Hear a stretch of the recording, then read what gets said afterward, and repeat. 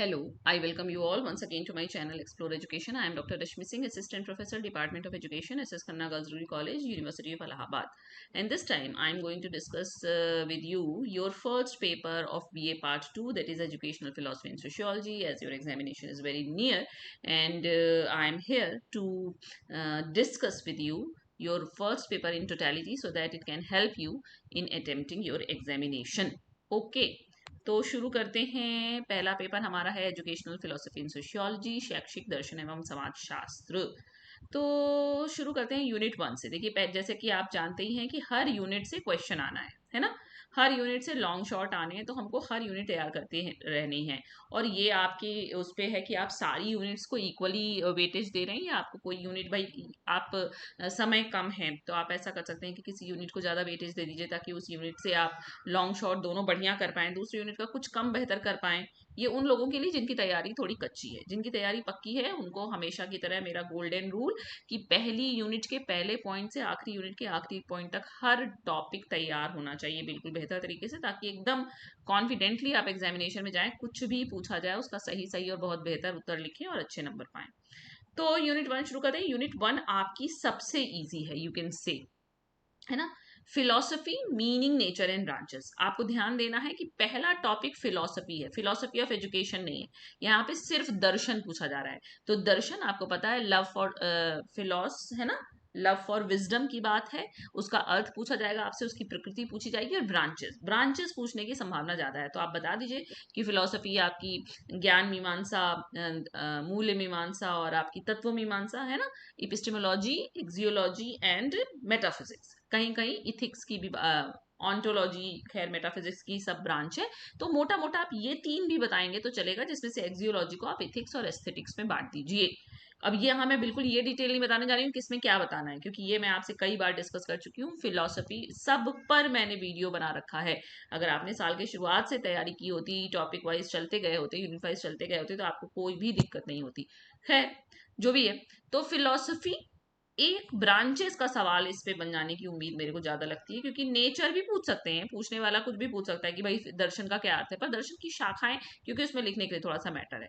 दूसरा, ये तो वेरी इंपॉर्टेंट, मतलब इस पे मुझे लगता है इस यूनिट से ये क्वेश्चन तो पूछा ही जाएगा कि inter relationship between philosophy and education, क्योंकि ये बड़ा, मतलब पिछली बार भी आपके कोर्स में था, और ये थोड़ा सा बढ़िया सा एक मतलब कैची सा टॉपिक है एग्जामिनेशन पॉइंट ऑफ व्यू से, कि फिलोसफी ऑफ एजुकेशन, दर्शन की वो शाखा जो शिक्षा से डील करती है, वो दर्शन, शिक्षा दर्शन हो गया, जो ये बताती है कि शिक्षा के मूल्य क्या होने चाहिए शिक्षा में। भाई देखिए, घूम फिर के सारी फिलोसफी बात वही कर रही है, इपिस्टेमोलॉजी, मेटाफिजिक्स, एक्सियोलॉजी। अगर आप ये चीज समझ गए तो आप कोई भी फिलोसफी समझ जाएंगे। यानी उस फिलोसफी के हिसाब से रियलिटी क्या है, उस फिलोसफी के हिसाब से ज्ञान क्या है और उसको कैसे पाया जा सकता है, और उस फिलोसफी के हिसाब से मूल्य क्या है। भाई मूल्य पता चल जाएगा तो वही उसका एजुकेशनल इंप्लीकेशन हो जाता है।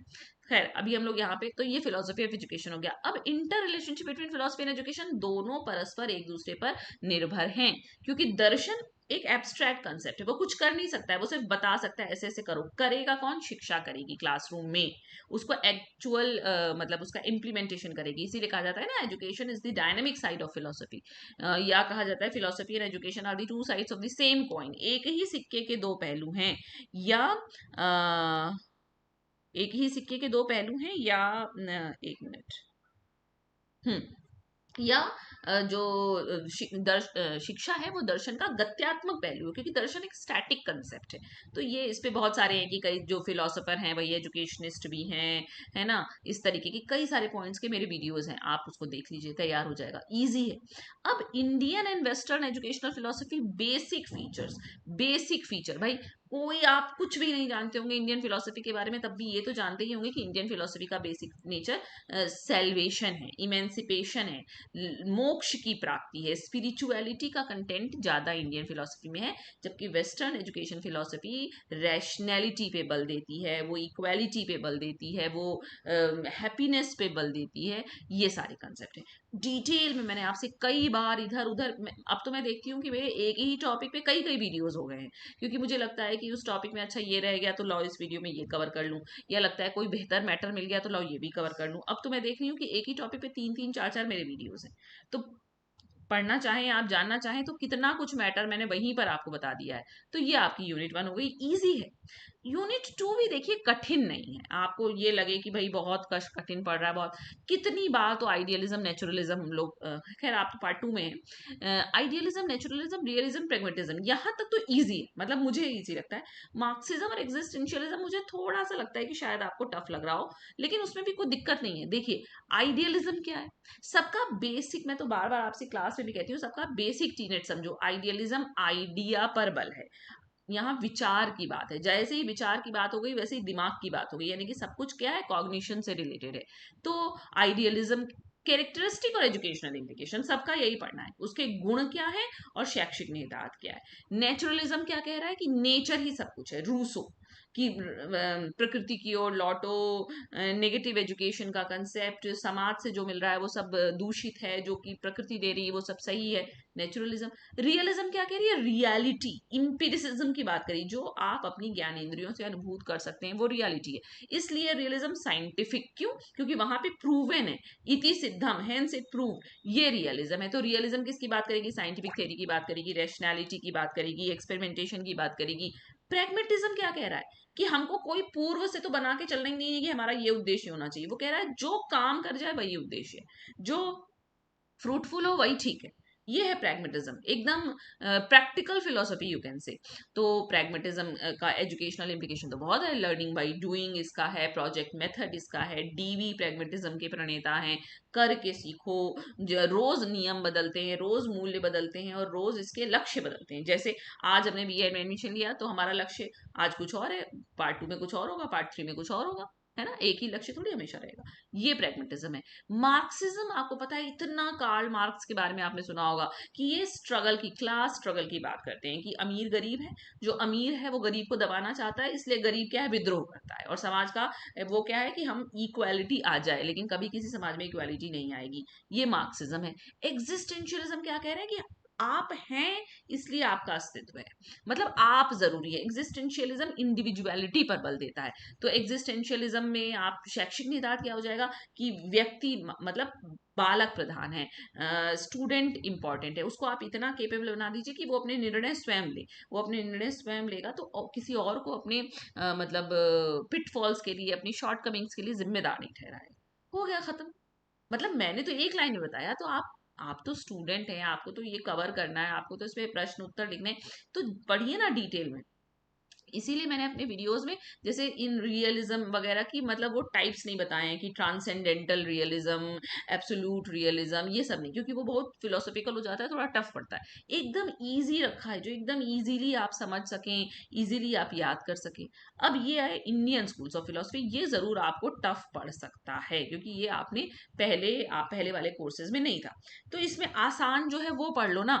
मान लो तो भाई ये बीच वाला तुम लोगों को कठिन लग रहा होगा आप लोगों को, है ना, कि सांख्य योग न्याय वैशेषिक पूर्व मीमांसा उत्तर मीमांसा, इसको आप पहले ये दोनों तैयार कर लीजिए। हालांकि अब तो बिल्कुल समय नहीं है, मतलब ऐसे कर लेना था। इसको थोड़ा सा कम इंपॉर्टेंस मान लो, बहुत मेहनत करने पे भी नहीं याद हो रहा है तो ये टाइम बचा लो, अभी अभी पहला और तीसरा यूनिट कवर कर लो, कुछ ना कुछ तो पहले तीसरे से पूछा ही जाएगा। Introduction to Indian philosophical system and its characteristics, ये अभी पहले भी आया था, Indian philosophy and its characteristics, यहाँ तैयार करोगे वहां का हो जाएगा, वहां तैयार करोगे यहाँ का हो जाएगा, रिपीटेटिव है। और ये तो आसान है, बुद्धिज्म जैनिज्म चारवाक, अगर आपको ये मुश्किल लग रहा है, भाई वो कह रहा है ऑर्थोडॉक्स हेट्रोडॉक्स की इंडियन फिलोसफी को दो हिस्सों में बांटा, वो जो ईश्वर को मानते हैं और वो जो ईश्वर को नहीं मानते हैं। तो सांख्य योग न्याय वैशेषिक पूर्व मीमांसा उत्तर मीमांसा इधर चले गए, और जो ईश्वर को नहीं मानने वाले बुद्धिज्म जैनिज्म और चारवाक हैं। अब बुद्ध फिलोसफी तो आसान है, बुद्ध फिलोसफी मध्यम मार्ग की बात करती है, जैनिज्म कहता है स्यादवाद की बात करता है, चारवाक कहता है कि बस खुश रहो, कुछ उसमें मूल्य, वही मूल्य है कि आप खुश हैं, इसमें कोई, वो कह रहा है कि इसी जीवन में जो जीवन है यहाँ पे इसलिए मर मर के मत मतलब अपना जीवन बिताइए कि मरने के बाद पुण्य मिलेगा और स्वर्ग मिलेगा, इस फिलोसफी की बात नहीं करता है चारवाक। तो और ये आपको कठिन लग सकता है निश्चित रूप से, क्योंकि बहुत सारी हो गई है यहाँ पे। तो हो सके तो कम से कम सबका बेसिक समझ लीजिए कि सांख्य किसकी बात कर रहा है, योग पतंजलि का योग है, न्याय सूत्र है, न्याय किसकी बात कर रहा है, पूर्व मीमांसा उत्तर मीमांसा, तो मीमांसा के ही दो पोर्शन है, पूर्व और उत्तर और वैशेषिक। अब इसमें ठीक है, मान लीजिए कि एक इससे इससे पहले और तीसरे क्वेश्चन से कोई ना कोई तो शॉर्ट में पूछा ही जाएगा, लॉन्ग में भी ऑप्शन होता है आपके पास, तो हो सकता है कि आपका काम चल जाए इसको बहुत अच्छे से तैयार किए बिना भी, लेकिन ये रिस्की है। तो कैलकुलेटेड रिस्क आपको लेना पड़ेगा अगर आपके पास समय नहीं है और आपने तैयार नहीं किया। अदरवाइज जो बच्चे तैयार करने वाले होंगे वो निश्चित रूप से उन्होंने सब तैयार किया होगा। अब आ गया आपका आसान क्वेश्चन। अब ये सोशियोलॉजी तो बहुत मुश्किल नहीं होता है कभी भी। Educational sociology need and scope, शैक्षिक समाजशास्त्र पढ़ लीजिए। क्या इसकी आवश्यकता है, क्या इसका विषय क्षेत्र है? सब कुछ पढ़ के हम समाज के लिए पढ़ रहे हैं, समाज से ही शिक्षक आ रहा है, समाज से ही शिष्य आ रहा है, सब पढ़ के समाज में ही जा रहे हैं, सब कुछ समाज से ही लेना देना है। अब सोशलाइजेशन, सोशलाइजेशन मतलब सामाजिकरण। परिवार की क्या भूमिका है भाई? परिवार हमको पहला मूल्य देता है सामाजिकरण का, कैसे उठना है, कैसे नहाना है, कैसे खाना है, कितने टाइम पूजा करनी है, कि कैसे खाना है, मतलब हर चीज का एकदम बेसिक पहली हमको सोशलाइजेशन की क्लास फैमिली से मिलती है। उसके बाद हमको स्कूल से मिलती है, क्योंकि हमको पीयर ग्रुप भी मिल जाता है। फैमिली में तो एक तरीके के मूल्य हमको सिखाए जाते हैं, पर हम जब विद्यालय में जाते हैं तो हमें बहुत तरीके के दोस्त मिलते हैं, कहते हैं अच्छा ये भी मूल्य हो सकता है, उनके घर का कल्चर ये है, हम लोग तो ऐसे खाते हैं, वो ऐसे खाते हैं, हम हमारे लिए ये ठीक है, उनके लिए ये ठीक है। तो हम ब्रॉडन होता है हमारा स्कोप। फिर कॉन्फ्लिक्ट एंड कोहेरेंस, मैंने आपसे conflict, coherence, education, culture, factors affecting social stratification, social mobility, सब पे बना दिया है वीडियो। इस पे मेरे वीडियोस नहीं थे, हालांकि हर पोर्शन को मैं अलग अलग कवर कर चुकी थी पहले भी। कॉन्फ्लिक्ट एंड कोहेरेंस क्या कह रहा है कि भाई समाज में या तो कोहेरेंस होगा या कॉन्फ्लिक्ट होगा, दो ही चीजें हो सकती हैं। या तो कहीं विवाद हो रहा होगा, कहीं सामंजस्य होगा। तो अगर आप ये मान के चलिए कि हर जगह सामंजस्य ही चले तो भी ठीक नहीं है, थोड़ा बहुत कॉन्फ्लिक्ट होना भी जरूरी होता है, लेकिन मीडियम लेवल का, बैलेंस लेवल का, मीडियोकर लेवल का। तो ये कॉन्फ्लिक्ट और कोहेरेंस भी मिलके सोशलाइज करते हैं। शिक्षा तो कर ही रही है, कल्चर का तो काम ही सोशलाइजेशन करना है। और कौन से कारक हैं जो सामाजिक स्तरीकरण और सामाजिक गतिशीलता को प्रभावित करते हैं? तो पहले सामाजिक स्तरीकरण समझिए। सोशल स्ट्रेटिफिकेशन है क्या? कि समाज जो है वो स्ट्रेटा में बटा हुआ है। सब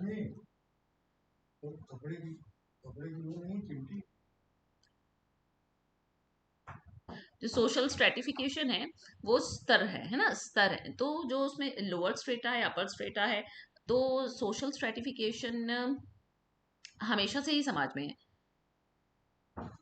हमेशा से ही समाज में सोशल स्ट्रेटिफिकेशन है। कोई लोअर स्ट्रेटा में रहता है, कोई अपर स्ट्रेटा में रहता है। तो कौन से कारक हैं जो सामाजिक स्तरीकरण को प्रभावित करते हैं, और कौन से कारक हैं जो सामाजिक गतिशीलता को, सामाजिक गतिशीलता यानी कि वर्टिकल मोबिलिटी भी हो सकती है, हॉरिजॉन्टल मोबिलिटी भी हो सकती है। ये भी मैंने आपसे कवर कर लिया। अब ये एक टॉपिक बचा है, schooling and equality of educational opportunity with reference to caste, class, gender, disability and economic basis. इस पूरे का एक ही वीडियो मैंने आपसे शेयर किया है कि किस प्रकार जो विद्यालय है, हम लोग बात तो करते हैं कि हम इक्वालिटी ऑफ एजुकेशनल अपॉर्चुनिटी आपको दे रहे हैं, लेकिन इसमें अंतर पड़ जाता है, कभी कास्ट के हिसाब से, कभी क्लास के हिसाब से, कभी लिंग के हिसाब से, कभी कोई विसंगति है उसके आधार पर, और आर्थिक आधार पे भी ये चीजें डिस्टर्ब होती है इक्वालिटी ऑफ एजुकेशनल अपॉर्चुनिटी। ठीक। अब आ गया आपका modernization and Sanskritization, hierarchy and differences in education, कि आधुनिकीकरण क्या है, संस्कृतिकरण क्या है ना? दोनों में थोड़ा सा अंतर है, बहुत ज्यादा अंतर नहीं है। और उसमें पदानुक्रम, मतलब कि कौन ऊपर कौन नीचे, कौन अम्ब्रेला टर्म है, किसके अंदर क्या आ सकता है, दोनों में क्या अंतर है। Democracy in the state, knowledge and ideology in relation to curriculum and text books, ये कह रहा है कि लोकतंत्र एवं राज्य, पाठ्यक्रम व पाठ्य पुस्तकों के संदर्भ में ज्ञान तथा विचारधारा, यानी कि राज्य तय कर रहा है, डेमोक्रेसी है, राज्य का नियंत्रण है शिक्षा को स्थापित करने में, टेक्स्ट बुक बनाने में, करिकुलम बनाने में। तो राज्य तय करेगा कि किस प्रकार का करिकुलम होगा, कौन सी टेक्स्ट बुक होगी। जैसे एनईपी 2020 आ गया तो राज्य ने तय किया कि आईकेएस पढ़ाइए, राज्य तय कर रहा है कि मल्टी डिसिप्लिनरी हो जाइए, राज्य तय कर रहा है कि आप स्किल एजुकेशन पे बल दीजिए। इसमें यही है। और contribution of western thinkers to the development of educational thought for the social change, Max Weber and Emile Durkheim. अभी हाल फिलहाल में ही मैंने आपसे इस पर वीडियो शेयर किया है। ये दोनों भी एक दूसरे के कंट्रास्टिंग व्यू है। आप कह सकते हैं कि एमिल दुर्खीम कोहेरेंस की बात कर रहे हैं, जबकि मैक्स वेबर थोड़ा बहुत कॉन्फ्लिक्ट की बात करें, घूम फिर के वही वाली बात जो अभी ऊपर थी। पढ़ लीजिए, कम से कम इतना तो जान लीजिए कि हम ब्लैंक ना रहे क्वेश्चन पूछने पे। बहुत डिटेल में नहीं याद हो रहा है तो पॉइंट वाइज ना नोट कर लीजिए, एक डिस्टिंक्टिव फीचर याद कर लीजिए कि मैक्स वेबर ये है, दुर्खीम का ये खास बात है, वही लिखिए उत्तर में, छोटा उत्तर लिखिए पर सही लिखिए। क्या फायदा 10 पन्ने का लिखते हैं आप लोग और उसमें वो लिखते ही नहीं जो पूछा जा रहा है, तो अपनी कलम, अपना समय और पन्ना दोनों बर्बाद, तीनों बर्बाद करते हैं। ठीक है ना? तो यही है आपका पेपर, 1, पेपर 2 में आपसे पहले ही कवर कर चुकी थी, तो इस तरह से कर लेंगे तो I think it will be useful for your examination. So best of luck for your exam and thank you for watching.